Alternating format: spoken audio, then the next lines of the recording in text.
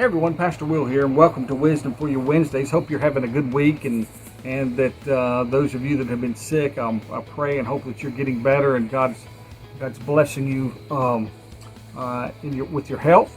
And we're just looking forward to getting back to church and seeing everyone, and the blessings of God through His Word can be heard again. So I had a distinct privilege today to do something that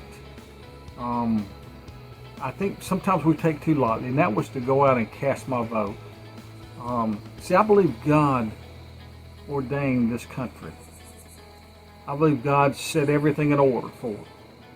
And miraculous things happen for this country to even come into being. And so to be able to go out and to vote, I just believe that that's following God's word. And if you're a believer, you ought to feel much the same. That anybody that's a believer, they need to be out. They're essentially commanded to go out and to vote for somebody who has certain qualities.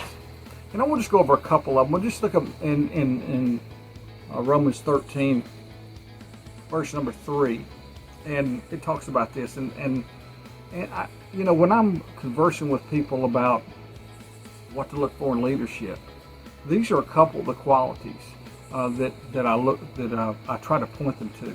So we'll start in verse number 3 of Romans chapter 13.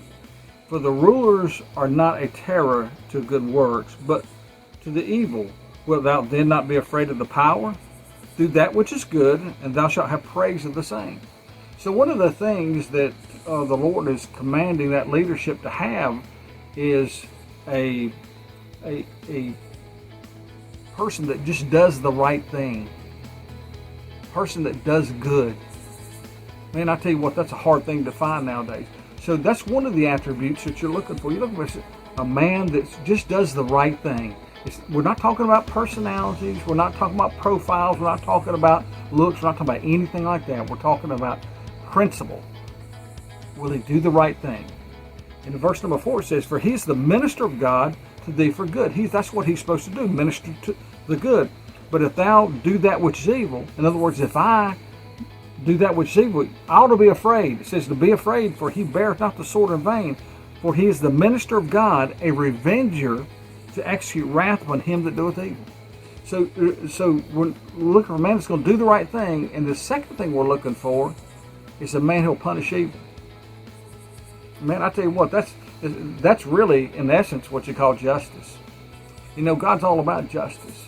Because, that's why he had to send his son to die on the cross for us, because he's a just God, and he can't let sin go unpunished. And so he had to send his son to stand in my place. He had to send his son to stand in my place, to be sin for me. I'll never be able to understand that. I'll never be able to repay that, but that's what he did. But that's kind of what he's looking for in a leader. And so that's the kind of the profile that you need to be looking for in leadership. I hope maybe that helps you a little bit to understand how important it is for us to sustain a country. To sustain a country like ours, we have to put the right people in place to maintain that. And that's got to be a person that's going to do the right thing, and a person who's going to punish them that do evil. Like I said, I hope that's a blessing to you. Don't forget 2 Chronicles 7:14. It's time God's people need to bow their heads and pray so God can maybe have an opportunity to heal our land. God bless you, and you have a great week.